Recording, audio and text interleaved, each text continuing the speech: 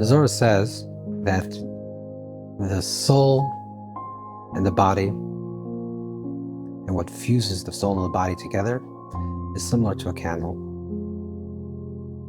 A candle, a candle has three dimensions, three aspects. A candle has the wick itself, it has the fuel, so that will be the oil or the wax, whatever is allowing it to burn, and it actually has the fire. So you have the fire, the wick, and the oil. These three things, says the Zohar, is a relationship that allows for the flame to emerge. And the same thing is also with the body and the soul. The body itself represents the wick. That's the container, that's the vessel. The soul that rests upon the body, that is integrated with the body, represents the light, the flame itself. And the person's good deeds, tshuva, ma'asim tovim, a person's good deeds and beautiful deeds that they do in this world, allows for the integration between the body and the soul, between the flame and the wick. Another analogy to this idea is the word nefesh, the word spirit, soul, psyche, is comprised of three Hebrew letters. Nun, the first letter, stands for ner, which is the flame. The pei, nefesh, the pei stands for psila, which is the wick. And the shin in nefesh stands for shemen, which is the oil. The combination between the nefesh, between the spirit and the body and the good actions, between the wick, the flame, and the oil, allows for the integration of one complete being. When we light the menorah and we light the candles of Chanuka, we have to think about this idea of how to integrate both our nefesh and our guf, both our spirit and our body, to integrate them in a way that they're one, that they're directed in the same direction, that they have the same orientation, the same posture, they're moving in the same direction. A person is unhealthy on the body, or a person is hurt, and the body is not functioning in a correct manner. So that actually creates also a spiritual effect on your consciousness. A person can't pray, can't learn, can't do good deeds, can't do mitzvahs, can't learn Torah, can't pray, if their body is ailing, if they're feeling not well. In the language of the Baal Shem Tov says that a small hole in the body can be a small cavity in the body, can be a large cavity in the soul. So the body has to be healthy. We have to make sure to integrate our body in our spiritual practice, that we ensure that the body, together with the soul, are unified to create this perfect ner, this perfect candle. It's not that we worship the body as an end in itself, which is the exact opposite of this idea, and this is what the Greeks represented.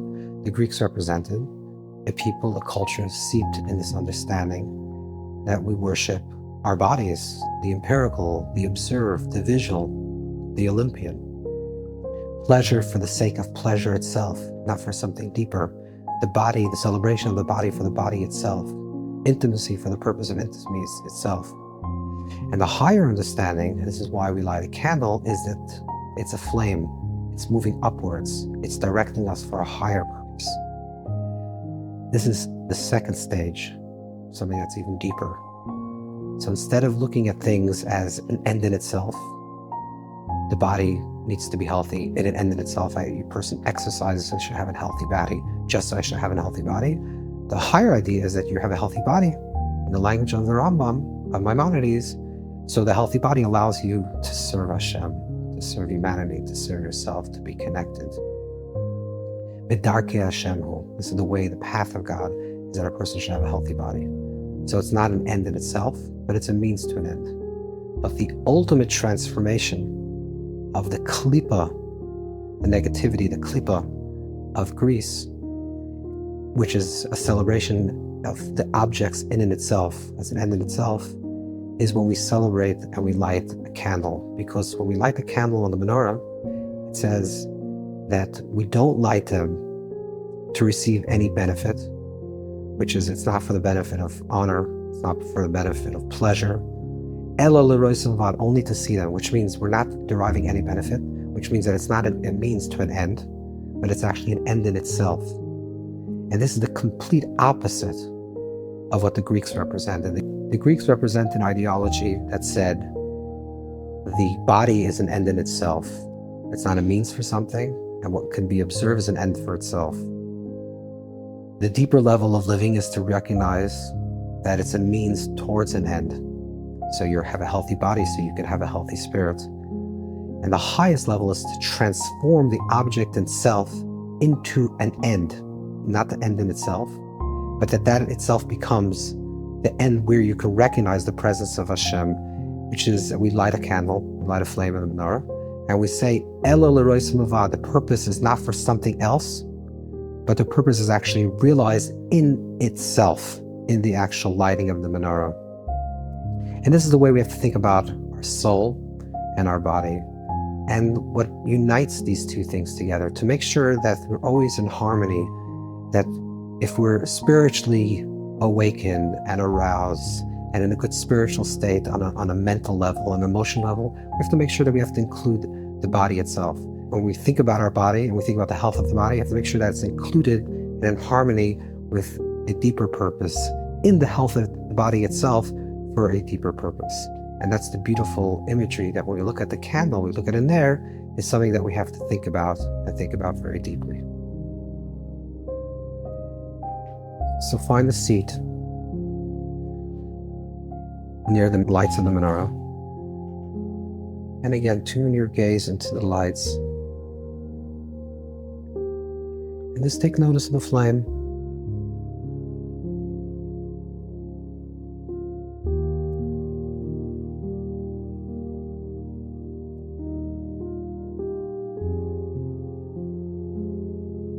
And you'll notice that the flame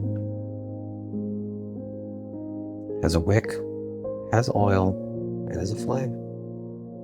And they're all part of one seamless whole.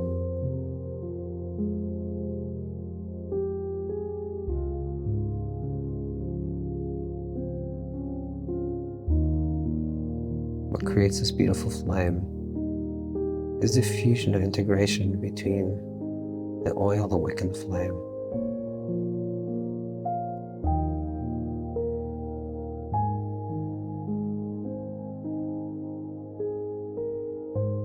And this is also true with your body and your soul. Your body is the container, the vessel, the wick that holds your soul, holds your uniqueness, that allows for your expression in this world, for your contribution to this world, for your tikkun, for your purpose to be realized. You need your body.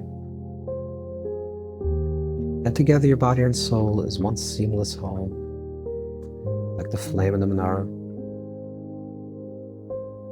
And ask yourself, do your actions, which is your oil, the things that you do in this world, the thoughts that you think, the feelings that you express, that you own, do they strengthen the bond between the wick of your soul, the wick of your body, and the flame of your soul?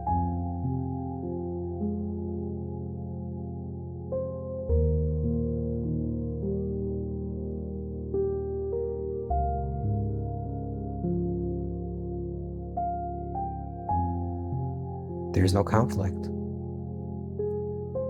between these two, but are your actions an expression of that? Are they strengthening or weakening that tie?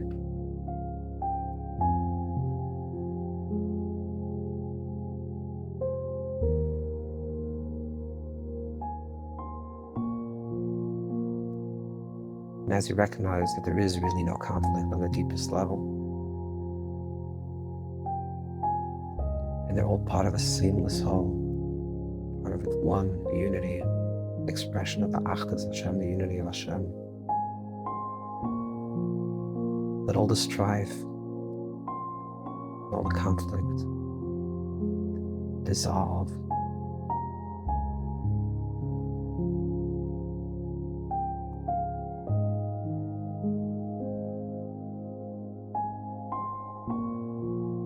Gently swept away. Feel the total integration of self, in your spirit, your soul, your neshama, and your goof, your body.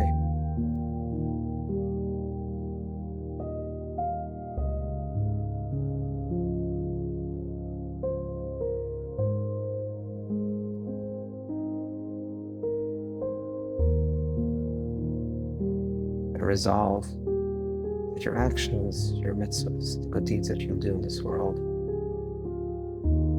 will always confirm and strengthen this bond.